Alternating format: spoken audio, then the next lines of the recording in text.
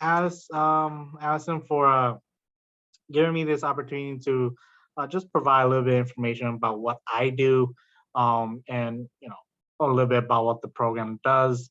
Um, if uh, if anything, my name is Van. Well, my real full name is Bouavanh. I go by Van for short. I'm in the human services field that basically employment side of the whole human services. I am the recruiter for the Transfer Milwaukee Jobs program. I'm not sure if that is something that individuals are familiar with.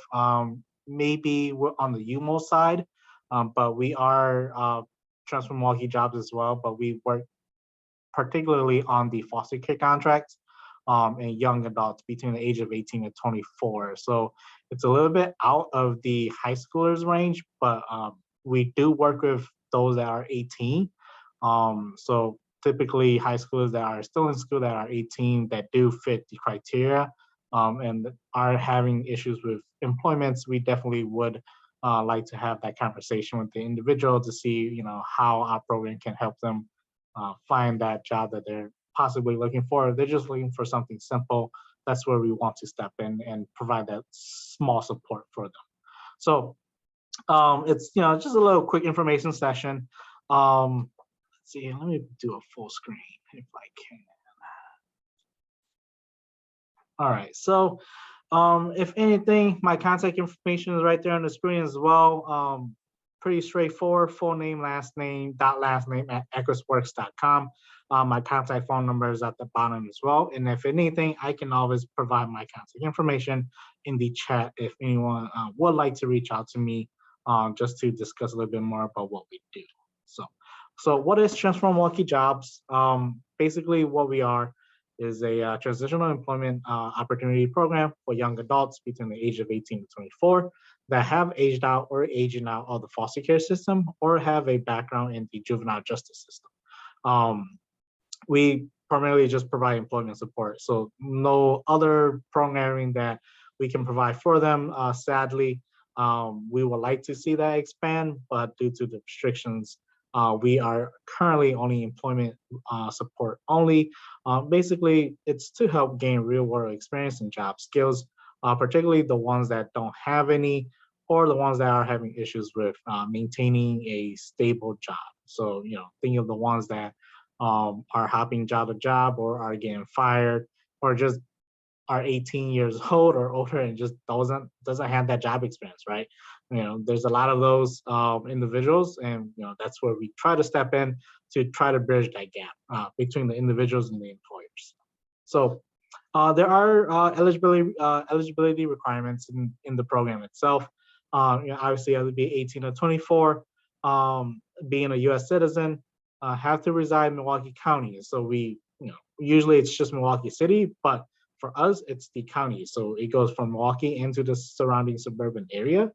Have aged out or are aging out of foster care. Past involvement in juvenile justice. So basically anybody that's been in juvie detention or any type of juvie justice, youth justice at 16 years or younger. Because here in Wisconsin, at 17, you are automatically tried as an adult, which sucks. Or, you have to also be not working, which is a problem that we're trying to get fixed right now. But that's something that legislation has to come to an impasse for. So, or if you are working at least less than 16 hours per week for at least 4 weeks. So a part-time job that's only paying, maybe like 10 hours a week or something like that. Definitely you can still be in as long as you fit in and the rest of the eligibility requirements. We're pretty relaxed on some of the stuff, like particularly the employment side. If you are working, we do give you you just started working in maybe like a day or two, we definitely will be able to work with you as long as you don't wait for too long. But otherwise, everything else is pretty straightforward. Not too much that I think I have to go through the eligibility requirements. Obviously, there are some other stuff as well, but usually that's on a case-to-case basis that we do go over with the individual when they do speak with me. So, when we think of employment support, there's before and after. Most agencies do focus on before and after, but due to the fact that our agency is on a smaller contract, there's more care that we build into when it comes to the before employment support and after. So for before employments, we help with basically a one-on-one employment ready workshop with our career advocator, just to see where they're currently at, how they're feeling about finding a job, and the most basic thing is how does their resume look? We all know how resumes are the uh, basically the things that employers look at when it comes to how good is your employment skills or what is your employment history. So we do want to make sure that resume is something that we touch upon. Even if you come in with a resume, we do want to take a look at it. So if there needs to be any correction or any updating, we build that with them as well. We help with soft skills. When we think of soft skills, basic computer literacy skills, how to use it, how to sign up for email, how to use the email, um, and basic, this is how you open a web page, just small stuff like that. Surprisingly, um, that is something that young individuals that have the background that we want to work with um, tend to not have the hard skills, but they also do lack in soft skills as well. So we do want to address those as well. And soft skills, when you think about it, it also involves um, employment work ethics. So we do touch base on that pretty heavily. Um, we also help with interviewing, you know, some advices and tips and tricks how to answer certain questions, how to answer questions that you may think that it's a bit overreaching, but it's pretty standard. Again, the reason is because a lot of individuals that we work with lack the experience, or they just find jobs through temp agencies that usually doesn't require any type of interviewing. So that is something that we do want to go over, especially for those that are looking for that more permanent solution. And we also do help with application assistance. Filling out the application the right way is always um, something that we see not done correctly, um, and we do address that as well. Uh, you the most simple one that I can think of right off the bat is answering the question whether or not you've been convicted of a felony or a misdemeanor. Right? Most people just click no or just answer no or answer yes, but then there's no good explanation to follow up. Or when you fill out something, if for those that which I have, what we've had recently was an individual that misread a question. We do want to make sure that we go over the whole application to make sure that they read it correctly, because answering one of those questions incorrectly can determine whether or not you get the interview. So we do help with the application processing as well. And then the after support, which what we call the retention support. Basically, once you end up finding a job in our program, we provide you with all the tools that you need for that employment. We're not just going to help you find a job and then leave you high and dry. We make sure that you have all the necessary tools, especially when it comes to work attires and correct footwear. That's always the biggest thing.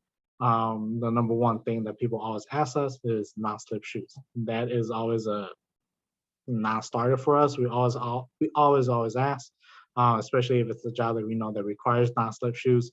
We do ask even before they come up to us and say, "Can you help provide us with this support or services?"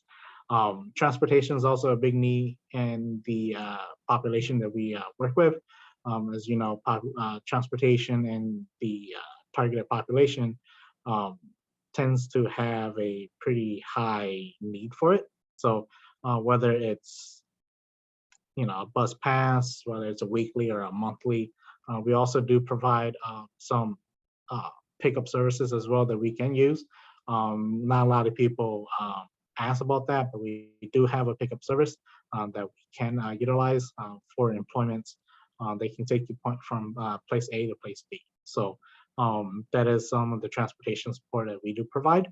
We also provide, work attires. Again, big issue when it comes to having the right clothing for work, especially when you're working, let's say, some type of healthcare or you're working in places that need like high visibility clothing. We provide that at cost, and we all know how expensive those things can be. So we do provide everything free of cost to individuals in our program, and we try to reach out to as much as we can when it comes to employment support and retention. And we also do continual assistance, obviously, for those that we place in subsidized employment, and when they want to move on to unsubsidized employment for that higher wage, we do assist with that as well. As many may or may not know, the differences between subsidized and unsubsidized employment basically is, who do we subsidize the wage for? Basically, do we pay a portion of their weekly or hourly earnings, or do we not support that hourly earning at all? So subsidized employment, we do tend to reserve for individuals that do lack the lack of experience, and they are more willing to be more forgiving when it comes to making mistakes. Whereas to the unsubsidized employers that we do work with, it's basically your everyday jobs that you go and you apply to, and you can get fired on the spot for something wrong. So subsidized employment, we work with the employers to make sure if there are any mistakes, it gives the individuals the ability to correct that error, whereas the unsubsidized is basically your everyday employment that we know. So as of last year, the state has basically okayed a transition stipend, basically to help address the lack of subsidized work in our program. Basically, the stipend exists for mainly one reason, is to bridge the gap for those that are currently in our program but are not receiving any subsidized support.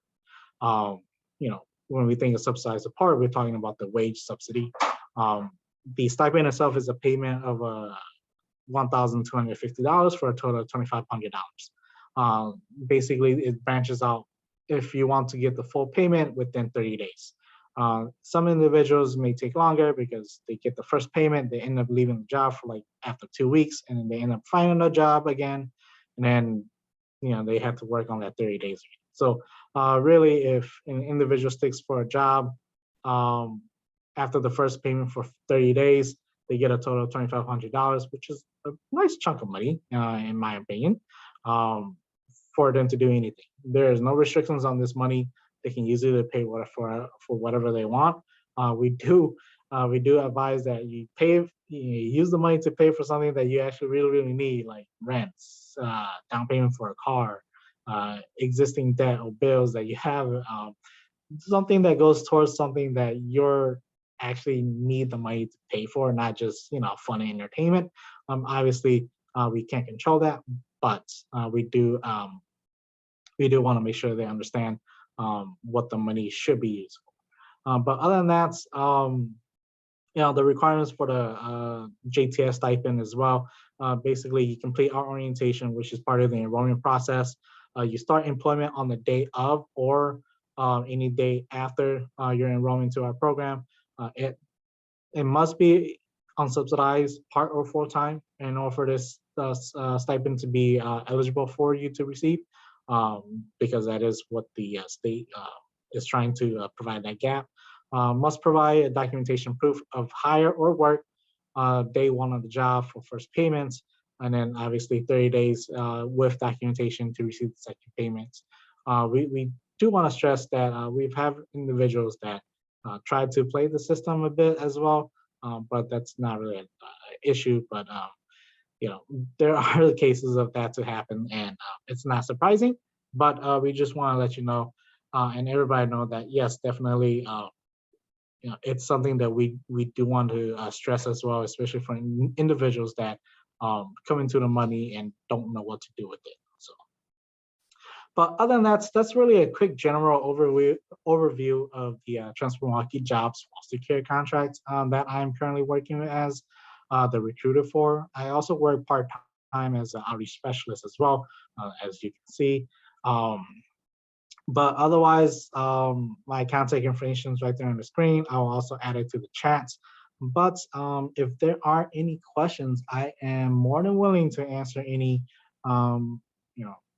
If you are shy, feel free to send me a question via email, or you can send me a text. That phone number works as text as well. So otherwise, Allison, I think that's really it for me. Did you want to let them have some minutes to ask any questions if there are any? I Yeah. have a quick question. Sorry. Yes, Just go right ahead.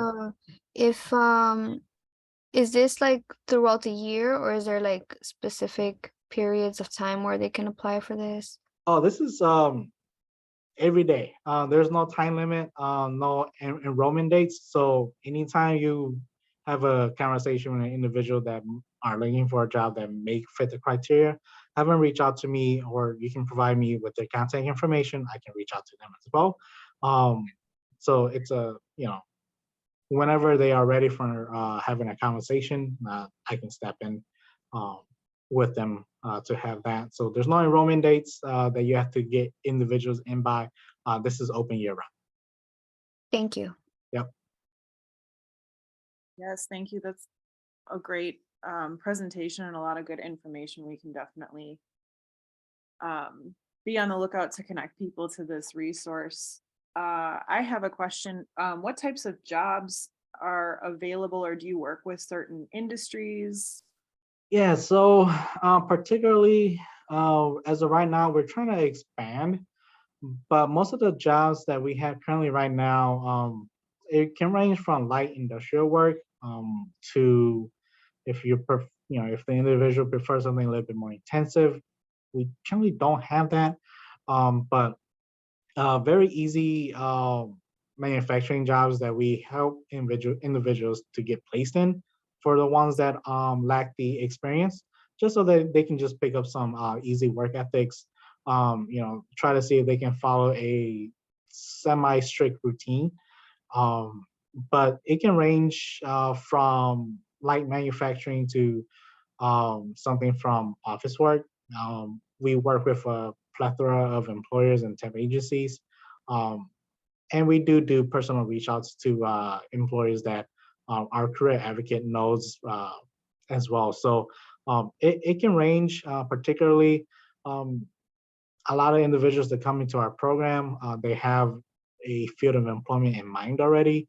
And we do try to work with them to make sure that if that's what they want to do, we can find an employer that is willing to work with them um, to get hired in that field. So we do have employers that we work with. You can range from, again, light industry and industrial to intense labor manual jobs. So it really depends on what the individual is looking for. It's all about customizing it to fit the person. So we generally hate the one glove size fits all. So we do try to make sure that there's a whole diverse range open for these individuals. Does anyone else have any questions at the moment?